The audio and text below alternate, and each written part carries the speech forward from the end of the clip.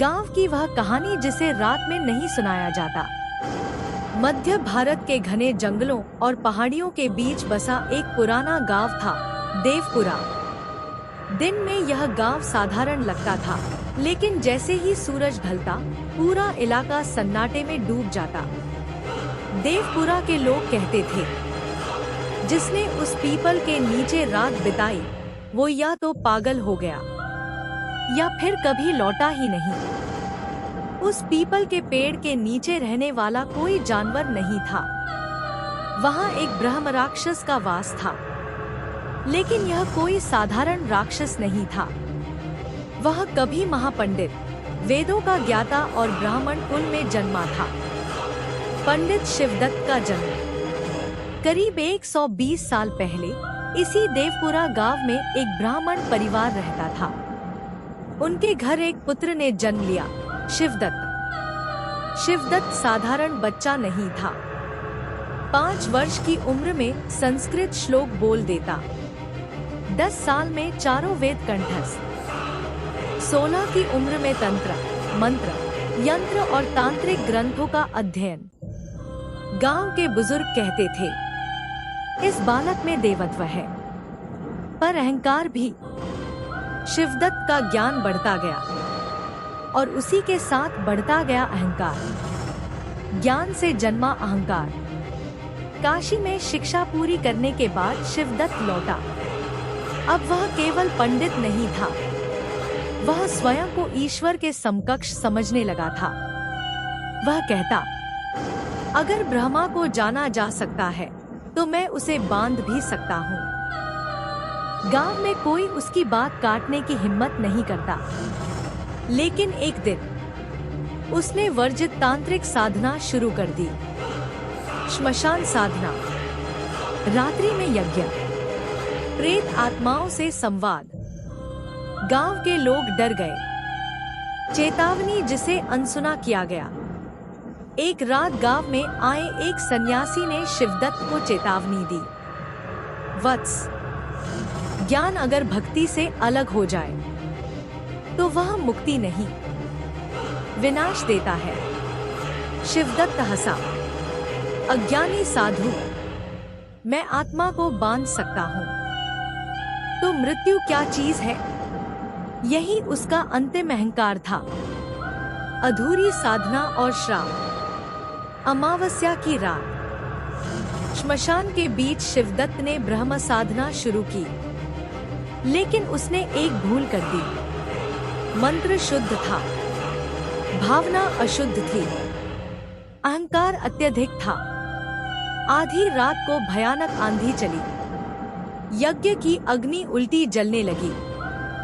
तभी एक जोरदार चीख गूंजी। सुबह जब लोग पहुंचे, तो शिवदत्त का शरीर मृत था, लेकिन उसकी आंखें खुली थी। जन्म ब्रह्म राक्षस का। गांव के तांत्रिक ने कहा, यह आत्मा मुक्त नहीं हुई, यह ब्रह्म राक्षस बन गई है। क्यों? क्योंकि ब्राह्मण का जन्म, अत्यधिक ज्ञान, मृत्यु के समय अहंकार, अधूरी साधना, यही सब मिलकर ब्रह्म राक्षस बनाते हैं। उस रात के बाद पीपल के पेड़ से मंत्रों की आवाज आने लगी। रात में कोई अदृश्य शक्ति प्रश्न पूछती, गलत उत्तर देने वालों की मृत्यु हो जाती। ज्ञान की परीक्षा। ब्रह्म राक्षस किसी को यूं ही नहीं मारता था। वह पूछता, आत्मा क्या है? मुक्ति क्या है? अहंकार कहाँ जन्म लेता है? जो उत्तर नहीं दे पाता, वह अगली सुबह मृत मिलता। गांव में कहा जाने लगा, यह राक्षस नहीं, यह अधूरी आत्मा है, जो अभी भी मुक्ति चाहती है। सच्ची घटना। 1998 में एक शिक्षक गांव आया। उसने कहानी को अंधविश्वास कहा। वह रात को पीपल के नीचे गया। सुबह वह जीवित था, लेकिन उसकी आवाज चली गई थी।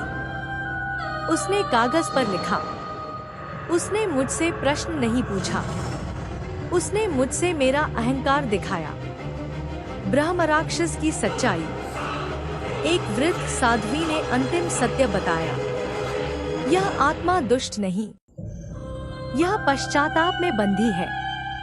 अगर कोई व्यक्ति बिना डर, बिना अहंकार, सच्ची भक्ति से उसके लिए श्राद्ध और ज्ञानदान करे तो ब्रह्मराक्षस को मुक्ति मिल सकती है। लेकिन आज तक कोई सफल नहीं हुआ। अंतिम पंक्तियां। आज भी देवपुरा में कोई पीपल के नीचे नहीं जाता, क्योंकि कहते हैं अगर तुम्हारे भीतर अहंकार है तो ब्रह्मराक्षस तुम्हें देख लेगा। वह रात जब पीपल ने सांस ली। देवपुरा गांव में एक कहावत थी, पीपल दिन में पेड़ है, रात में द्वार। उस द्वार से क्या आता है कोई नहीं जानता था, लेकिन सब डरते थे। हर अमावस्या की रात पीपल के पत्ते बिना हवा के हिलते। जड़ से धीमी धीमी संस्कृत मंत्रों की फुसफुसाहट सुनाई देती, और जो उस आवाज को समझ ले वह कभी पहले जैसा नहीं रहता। शहर से आए 3 युवक। साल 2006। 3 युवक देवपुरा आए। राघव पत्रकार, Nishant documentary film maker, Vikram तर्कवादी नास्तिक। उन्होंने सुना था यहाँ एक ब्रह्मराक्षस है जो सवाल पूछता है। विक्रम हंसा। अगर राक्षस है तो कैमरे में कैद होगा। गांव वालों ने मना किया। सरपंच ने चेतावनी दी, जो ज्ञान को चुनौती देता है वही सबसे पहले टूटता है। लेकिन तीनों नहीं माने। आधी रात का निर्णय। रात 12:47 बजे तीनों पीपल के नीचे पहुंचे। चारों ओर घना अंधेरा। कैमरा चालू। अचानक हवा रुक गई। जंगल चुप हो गया। टॉर्च की रोशनी कांपने लगी। तभी एक भारी आवाज गूंजी। कौन आया है जो उत्तर देने का साहस रखता है? तीनों के शरीर सिहर गए। पहली झलक। पीपल की जड़ से एक आकृति उभरी। लंबा सूखा शरीर, जटाओं में उलझे मंत्र। आंखें जलती हुई नहीं बल्कि सोचती हुई। वह कोई जानवर नहीं था, वह किसी विद्वान की छाया जैसा था। राघव फुसफुसाया, यह राक्षस नहीं, यह तो पंडित जैसा लग रहा है। आवाज आई, क्योंकि मैं वही हूं। प्रश्न की शुरुआत। ब्रह्मराक्षस बोला, ज्ञान क्या है? विक्रम आगे बढ़ा, ज्ञान सूचना है। क्षण भर सन्नाटा। फिर विक्रम जमीन पर गिर पड़ा। कोई घाव नहीं, कोई खून नहीं, बस उसकी आंखें खुली थी और चेहरा खाली। ब्रह्मराक्षस बोला, सूचना अहंकार है, ज्ञान अनुभव। अहंकार की कीमत। निशांत कांपते हुए बोला, ज्ञान वह है जो मुक्ति दे। पीपल की जड़ें हिली। मुक्ति किससे? निशांत चुप। अचानक उसके कानों से खून बहने लगा। वह चिल्लाया, मुझसे सवाल मत पूछो। ब्रह्मराक्षस गर्जा, मैं सवाल नहीं, आईना हूं। निशांत बेहोश हो गया। राघव का उत्तर। अब केवल राघव बचा था। उसने आंखें बंद की। डर नहीं, बस सच्चाई। ज्ञान वह है जो अहंकार को तोड़ दे। लंबा सन्नाटा। फिर पहली बार ब्रह्मराक्षस की आवाज टूट गई। काश मैंने भी यही जाना होता। पीपल के पत्ते झड़ने लगे। ब्रह्मराक्षस की स्वीकारोक्ति। आकृति स्पष्ट हुई। अब वह राक्षस नहीं लग रहा था, वह रो रहा था। मैंने वेद जाने, मंत्र साधे, लेकिन स्वयं को नहीं जाना। उसने कहा, मैं ब्रह्मा को जीतना चाहता था, जबकि ब्रह्मा को केवल स्वीकार किया जाता है। अधूरी मुक्ति। ब्रह्मराक्षस ने कहा, हर अमावस्या मैं एक आत्मा को रोकता हूँ ताकि कोई मेरे जैसा न बने। राघव ने पूछा, क्या आपको मुक्ति नहीं चाहिए? उत्तर आया, मुक्ति नहीं, प्रायश्चित चाहिए। सुबह का सच।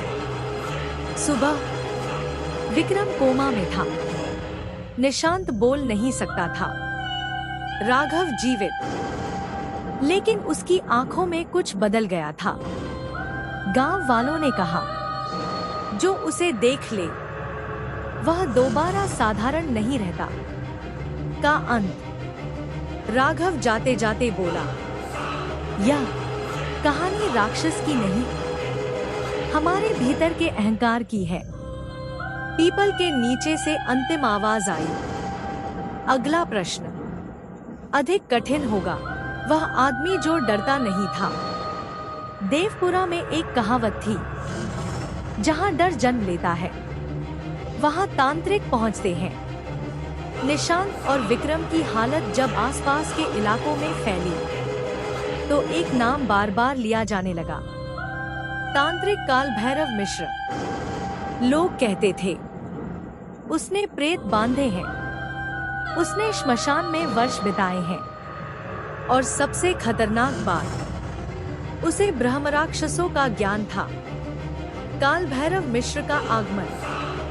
एक काली अमावस्या की शाम काल भैरव देवपुरा पहुंचा।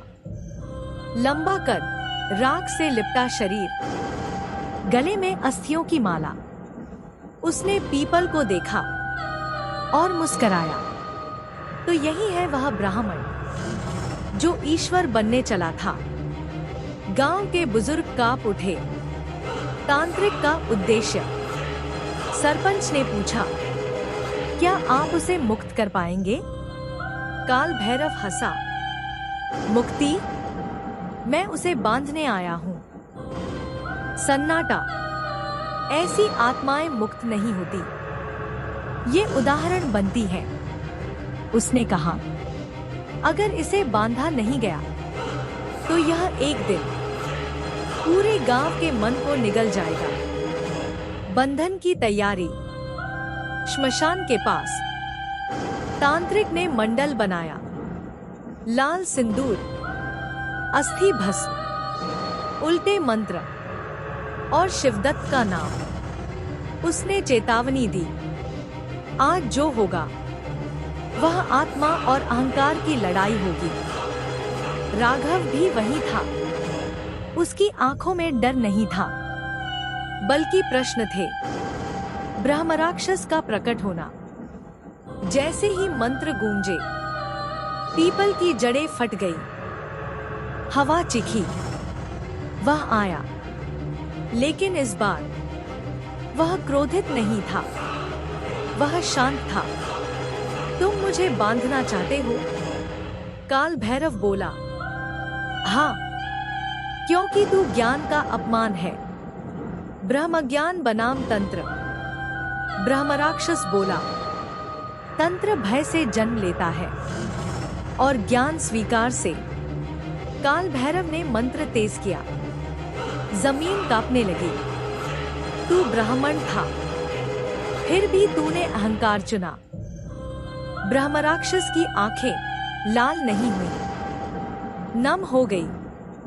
मैंने चुना नहीं, मैं फिसल गया। राघव का हस्तक्षेप। राघव चिल्लाया, उसे बांधोगे तो वह कभी मुक्त नहीं होगा।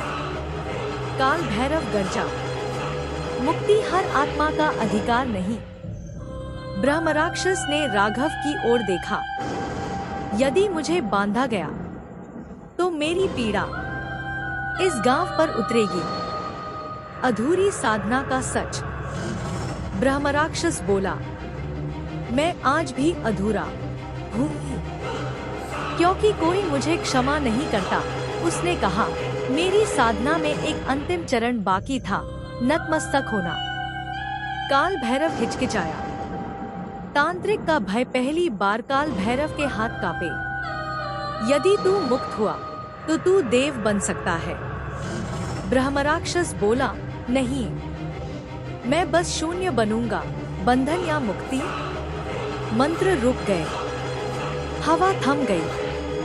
काल भैरव ने राघव की ओर देखा। यदि तू गलत हुआ तो गांव नष्ट हो जाएगा, राघव बोला। और यदि आप गलत हुए तो एक आत्मा सदा के लिए नर्क में रहेगी। निर्णय की रात काल भैरव ने बंधक यंत्र तोड़ दिया। आज निर्णय होगा, लेकिन मुक्ति नहीं। ब्रह्मराक्षस ने आंखें बंद की। तो मैं प्रतीक्षा करूंगा अंतिम प्रश्न के लिए। उस रात के बाद पीपल शांत हो गया, लेकिन गांव के सपने बदल गए। लोग अपने अहंकार से डरने लगे और काल भैरव जाते जाते बोला, यह आत्मा राक्षस नहीं, यह चेतावनी है। काल भैरव मिश्र देवपुरा छोड़ चुका था, लेकिन जाते जाते उसने एक बात कही थी, जब आत्मा अंतिम प्रश्न पूछेगी तब पूरा गांव उसकी परीक्षा बनेगा। उसके बाद अजीब घटनाएं शुरू हुई। बच्चे नींद में संस्कृत बोलने लगे। बुजुर्गों को सपने में वही ब्राह्मण दिखने लगा और हर किसी को अपना सबसे बड़ा अहंकार दिखाई देने लगा। गांव में कोई चैन से नहीं सो पाता था। राघव का स्वप्न। एक रात राघव ने सपना देखा। वह उसी श्मशान में खड़ा था जहां शिवदत्त मरा था। सामने ब्रह्मराक्षस बैठा था, लेकिन अब वह भयानक नहीं था, वह थका हुआ था। अंतिम अनुष्ठान निकट है, लेकिन इसके लिए किसी तांत्रिक की नहीं, एक साक्षी की जरूरत है। राघव कांप उठा। कौन साक्षी बनेगा? उत्तर आया, जो अपने अहंकार को मेरे सामने रख सके। अंतिम अनुष्ठान की शर्त। अगली अमावस्या पूरा गांव पीपल के पास इकट्ठा हुआ। कोई मंत्र नहीं, कोई तंत्र नहीं, बस मौन। पीपल के नीचे ब्रह्मराक्षस प्रकट हुआ। पहली बार वह पूरी तरह मानव जैसा दिखा। उसने कहा, मैं अब प्रश्न नहीं पूछूंगा, आज उत्तर मांगूंगा। गांव सिहर उठा। आत्मा का अंतिम प्रश्न। ब्रह्मराक्षस की आवाज गूंजी, क्या ज्ञान बिना करुणा के पाप बन जाता है? कोई नहीं बोला। एक एक कर लोगों के भीतर की बातें उभरने लगी। पंडित का घमंड, शिक्षक का अहम, साधु का छल। जमीन पर लोग रोने लगे। राघव की स्वीकारोक्ति। राघव आगे बढ़ा। उसने कहा, मैं सत्य दिखाने आया था, लेकिन मैं भी खुद को श्रेष्ठ समझता था। उसने सिर झुका दिया। अगर आप पापी हैं, तो हम भी निर्दोष नहीं। पीपल की जड़ें हिली। ब्रह्मराक्षस का टूटना। ब्रह्मराक्षस कांपने लगा। उसकी आकृति टूटने लगी, जैसे कोई मुखौटा गिर रहा हो। तो दोष केवल मेरा नहीं था। उसकी आवाज भर्रा गई। ज्ञान ने मुझे अंधा नहीं किया, अहंकार ने किया। उसने पहली बार अपने हाथ जोड़ दिए। अंतिम बाधा। अचानक आकाश गरजा। काल भैरव मिश्र की आवाज हवा में गूंजी, रुको, अगर यह मुक्त हुआ तो इसका ज्ञान मानव सह नहीं पाएगा। ब्रह्मराक्षस बोला, ज्ञान बांटा नहीं जाएगा, वह विसर्जित होगा। राघव चिल्लाया, तो फिर क्या बचेगा? उत्तर आया, शून्य। आत्मा की परीक्षा। ब्रह्मराक्षस ने कहा, मेरी मुक्ति की कीमत है मेरी स्मृति। कोई मेरा नाम नहीं लेगा, कोई मेरी कथा महिमा नहीं बनाएगा। गांव सन्ना। राघव ने कहा, अगर लोग भूल जाएं, तो चेतावनी कैसे बचेगी? ब्रह्मराक्षस बोला, डर से नहीं, अनुभव से। अध्याय 38 निर्णय। राघव ने पीपल के नीचे दीपक रखा। हम तुम्हें राक्षस नहीं मानेंगे, न देव, बस एक भूल। दीपक बुझ गया। तेज हवा चली। वह क्षण ब्रह्मराक्षस ने आसमान की ओर देखा। उसके चेहरे पर शांति थी। आज मैंने वह कर लिया जो जीवन में नहीं कर पाया। उसकी देह प्रकाश में बदलने लगी। पीपल शांत था। कोई चीख नहीं, कोई भय नहीं, बस एक खालीपन। लेकिन काल भैरव की आवाज अंत में गूंजी। अगर यह मुक्ति थी, तो अंतिम परिणाम अभी बाकी है। वह सन्नाटा जो डरावना नहीं था। अमावस्या की वह रात बीत चुकी थी। पीपल का पेड़ खड़ा था, लेकिन खाली।